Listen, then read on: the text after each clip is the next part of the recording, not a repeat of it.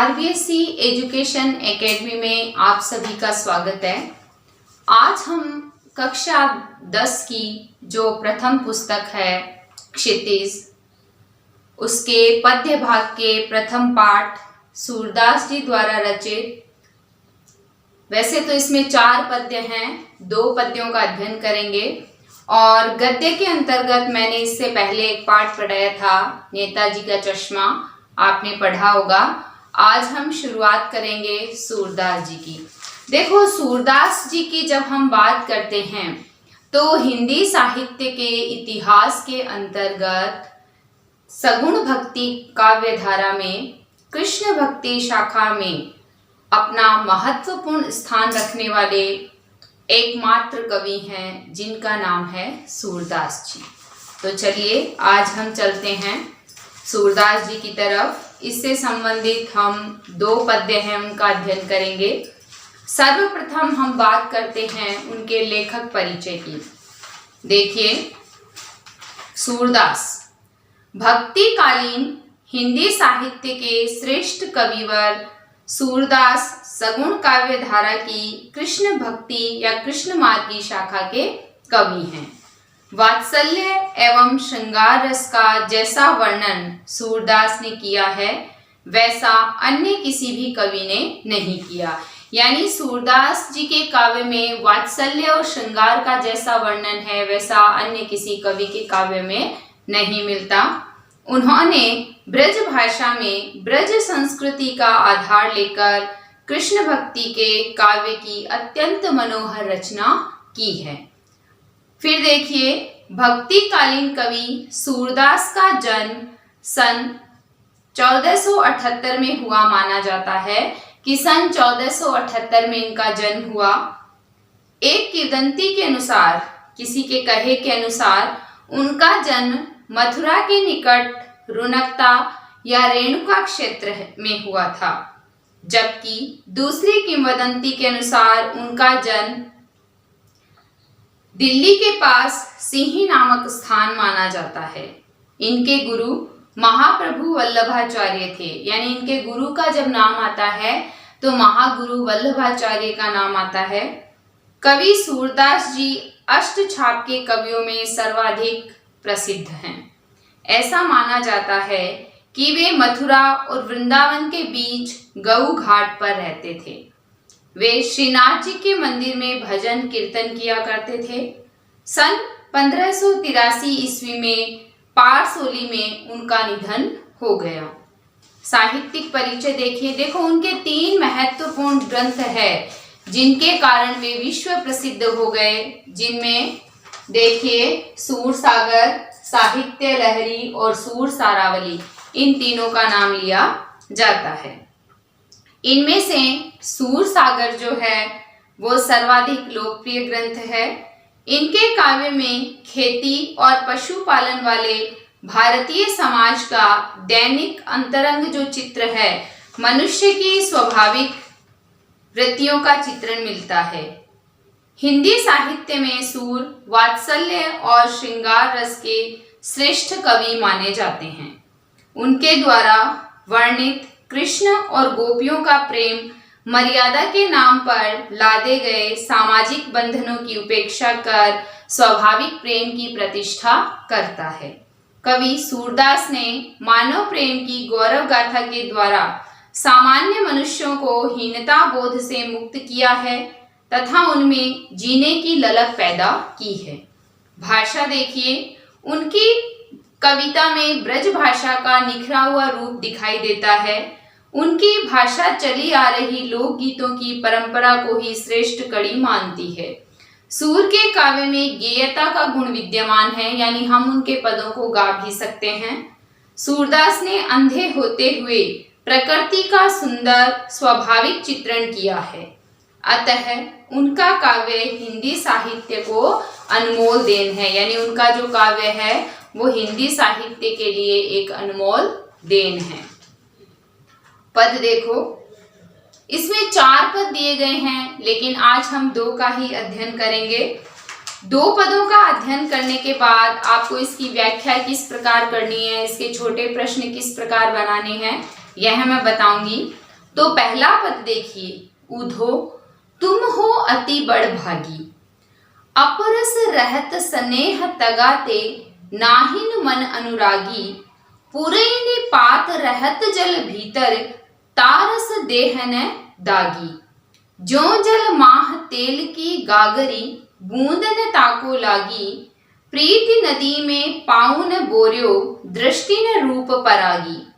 सूरदास अबला हम भोरी, गुर चांटी जो पागी। यानी इसमें जो बताया गया है उसको समझने से पूर्व इसके जो शब्दार्थ हैं यदि हम वो पढ़ लें तो याद कर लें तो पूरा पद की जो व्याख्या है, जो सरल अर्थ है वह आसानी से हो जाएगा। तो इसमें देखिए, बड़ भागी, बड़ भागी कहते हैं भाग्यवान को। अपरस, अपरस माने अछूता, तगा धागा या बंधन, अनुरागी प्रेम से लिप्त, पुरैनी पात कमल का पत्ता, देह शरीर, दागी दाग धब्बा, माह मैं, प्रीति नदी प्रेम की नदी, पाँव पैर, बोर्यो डुबोया, परागी मुग्ध होना, अबला नारी, भोरी भोली। तो इन सबको हम याद कर लेंगे। अब देखो आपको पढ़ाती हूं मैं कि प्रस्तुत पद जो है, हम जब इसकी साप्रसंग लिखेंगे तो प्रस्तुत पद हमारी कक्षा 10 की पाठ्य पुस्तक के क्षितिज के प्रथम भाग पद्य सूरदास द्वारा रचित पदों से यानी भ्रमर गीत प्रसंग से लिया गया है। और इस पद में गोपियां कृष्ण के मित्र उद्धव से वार्तालाप करती हुई निर्गुण ब्रह्म यानी जो ज्ञान मार्ग के बारे में बताते हैं, उसकी अपेक्षा प्रेम मार्ग को अपनाने पर बल देती हुई कहती है। क्या कहती है देखिए, ऊधो तुम हो अति बड़ भागी। व्यंग्य करती हुई कहती है गोपियां उद्धव को कि हे उद्धव, तुम तो बहुत ही भाग्यशाली हो। अपरस रहत स्नेह तगाते, नाहिन मन अनुरागी, कि तुम स्नेह के धागे से बंधे हुए हो फिर भी अनुरक्त नहीं हुए। अर्थात कहने का अभिप्राय क्या है कि तुम कभी भी स्नेह के बंधन से नहीं बंधे, इसलिए हमारी जो मन की व्यथा है, विरह वेदना है, वो तुम नहीं समझ सकते। पुरैनी पात रहत जल भीतर, कि जिस प्रकार कमल का पत्ता जल के अंतर्गत रहता है, तारस देहन दागी, लेकिन उस पत्ते पर वो जो पानी है उसकी एक भी बूंद नहीं ठहरती। तो इसमें ये कहा गया है कि निर्गुण भक्ति का जो संदेश देने आए हुए होते हैं उद्धव, उनको गोपियां कहती है कि तुम्हारे संदेश का हम पर कोई प्रभाव नहीं पड़ेगा। जिस प्रकार कमल का पत्ता जल के अंदर रहता है लेकिन उस पर कहीं भी जल का दाग नहीं रहता। जो जल माह तेल की गागरी, बूंद न ताको लागी, जिस प्रकार तेल की गगरी को यदि हम जल के भीतर रख दें या वो जल में रहे तो एक बूंद जल जो है वो उस पर नहीं ठहरता, उसी प्रकार तुम जो निर्गुण भक्ति के बारे में हमें संदेश देने आए हो उसका हम पर कोई भी असर नहीं पड़ेगा। प्रीति नदी में पाँव न बोर्यो, दृष्टि न रूप परागी, कि तुमने कभी प्रेम रूपी नदी में अपना पाँव नहीं डुबोया, न ही तुम्हारी दृष्टि किसी के सौंदर्य से मुग्ध हुई है, इसलिए तुम हमें कृष्ण को भुलाने का संदेश दे रहे हो। यानी गोपियां कह रही है कि हमारा कृष्ण पर जैसा प्रेम है वैसा तुम्हारा किसी के साथ नहीं हुआ, इसलिए तुम हमें उसको भुलाने के बारे में कह रहे हो।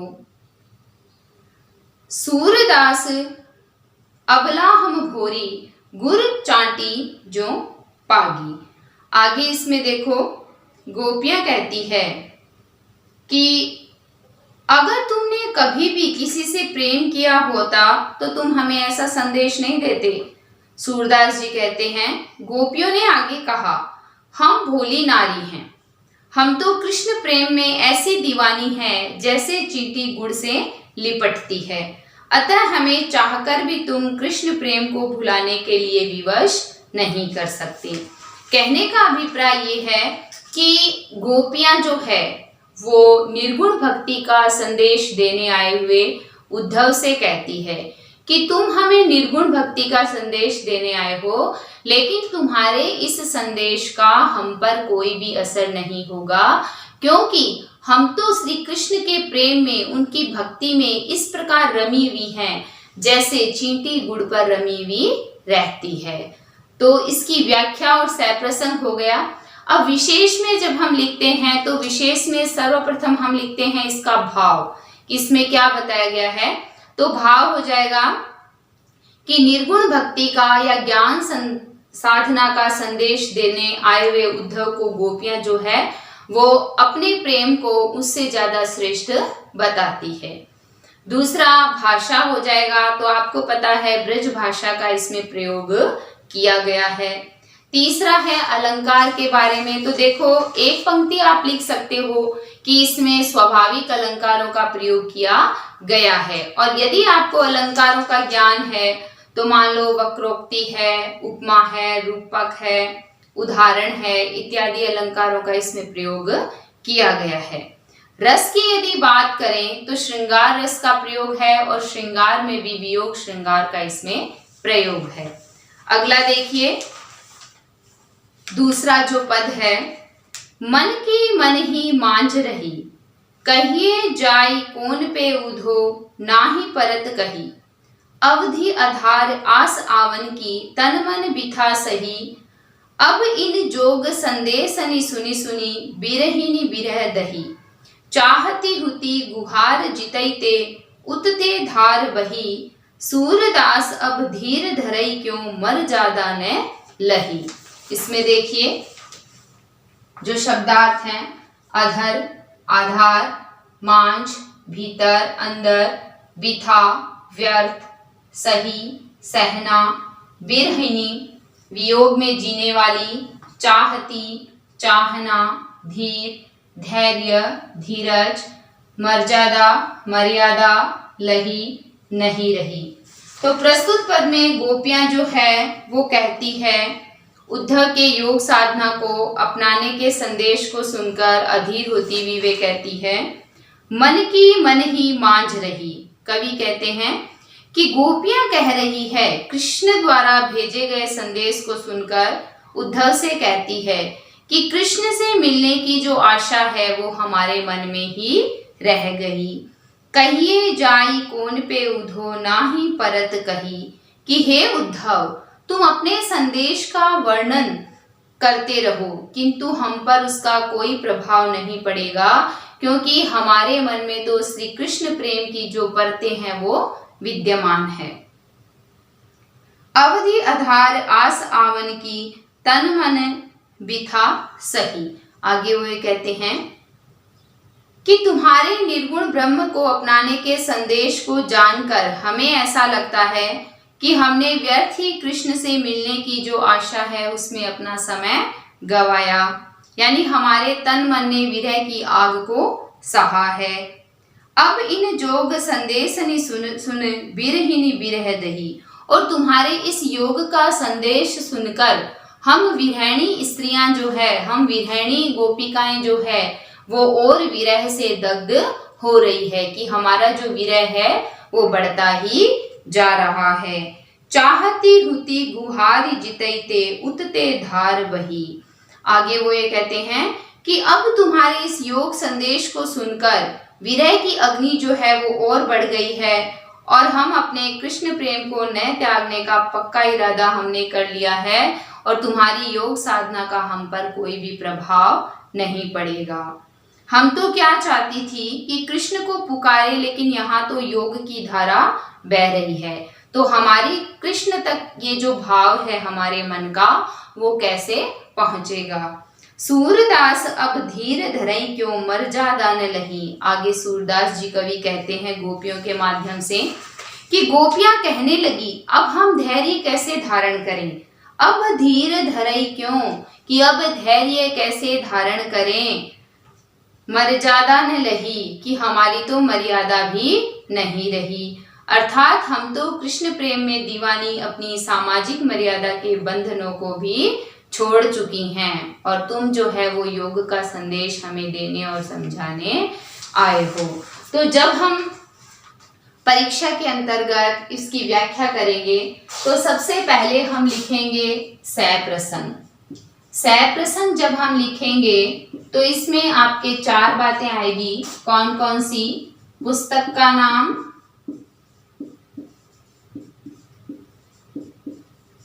उसके बाद कवि व कृति का नाम, ये हो जाएंगे आपके 3, और तीसरा उस पद में जो ये चौथा है, क्या भाव स्पष्ट किया गया है।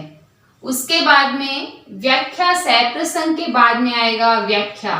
व्याख्या के अंतर्गत जिस पद में आपको जो भी समझाया गया है उसको पूरा लिखेंगे। फिर तीसरे नंबर पे आता है आपके विशेष। विशेष में हमें लिखना है सर्वप्रथम भाव, उसके बाद में भाषा,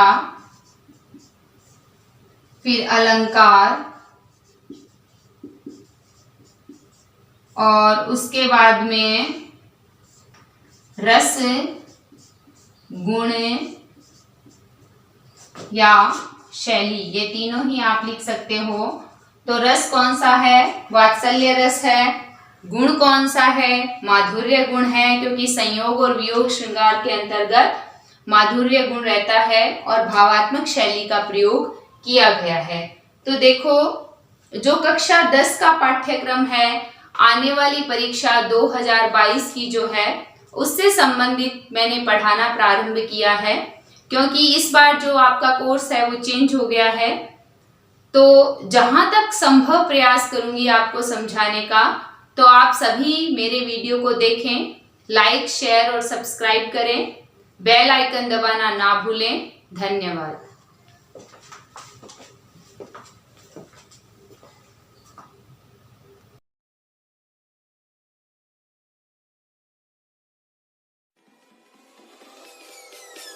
Peace.